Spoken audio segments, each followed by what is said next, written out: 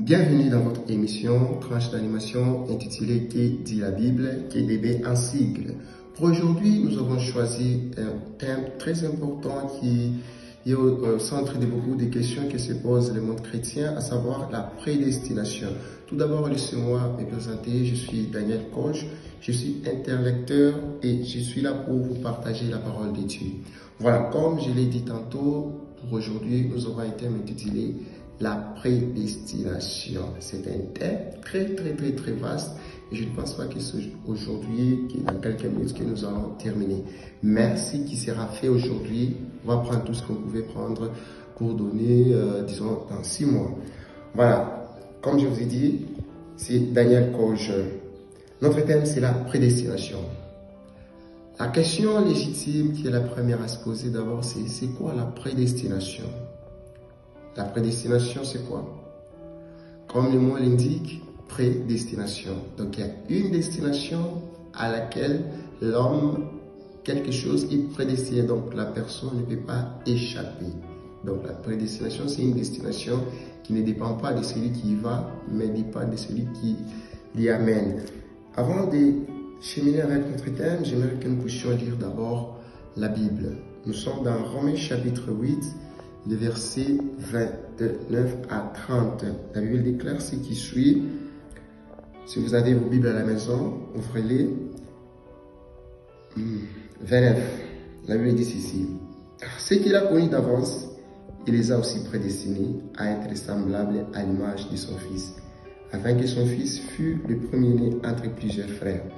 Et ceux qu'il a prédestinés, il les a aussi appelés. Et ceux qu'il a appelés, il les a aussi justifiés. Et ceux qu'il a justifiés, il les a aussi glorifiés. C'est un peu ça. La Bible dit que ceux que Dieu a connus d'avance, il les a aussi prédestinés. Partant ces versets, on peut facilement dire que la prédestination, elle est écrite, elle est biblique. Mais ce qu'il faut aussi savoir, c'est que tout ce qui est dans la Bible n'est pas biblique. C'est un peu ça. Tout ce qui est dans la Bible n'est pas biblique. C'est pas parce qu'on écrit prédestination que c'est ça la pensée de Dieu. On va voir au fur et à mesure que nous allons avancer qu'il y a des choses à dire.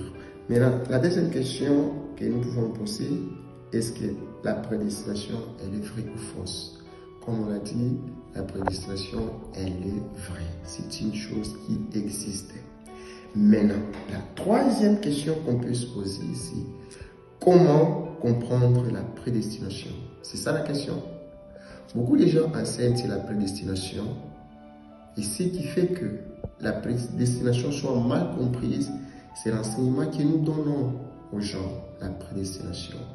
Il y en a d'autres qui disent que Dieu a déjà prévu pour les uns l'enfer et pour les autres le ciel.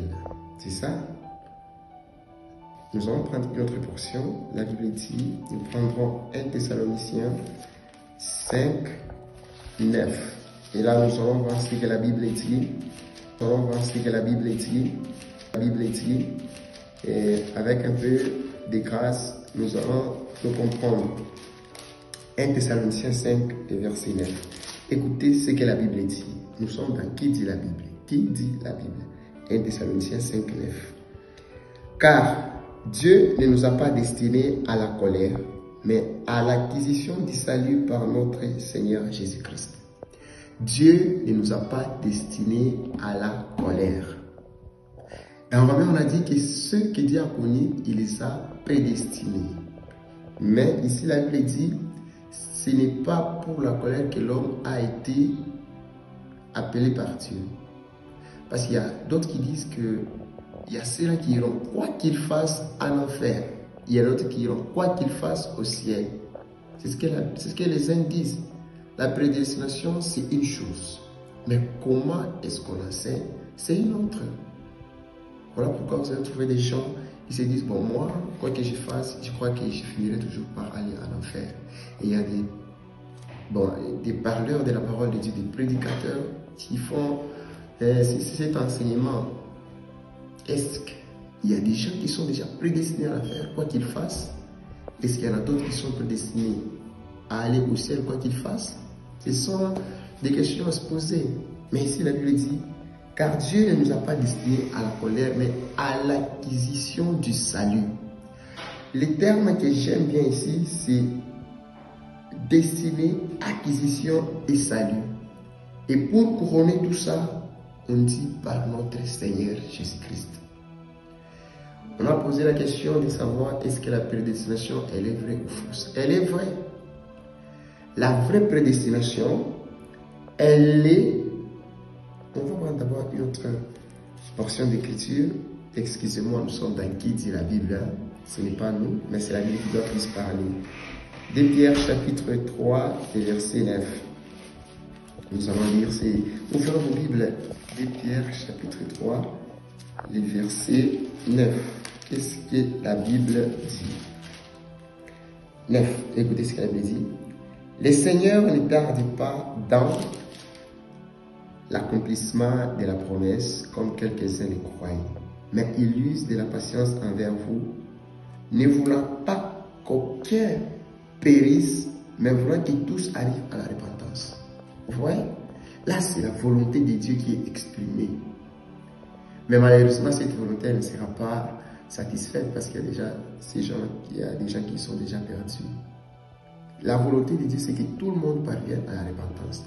Même si cela ne va pas arriver et que cela est pratiquement impossible que ça puisse arriver parce que nous connaissons des gens autour de nous qui sont morts sorciers, sont déjà perdus.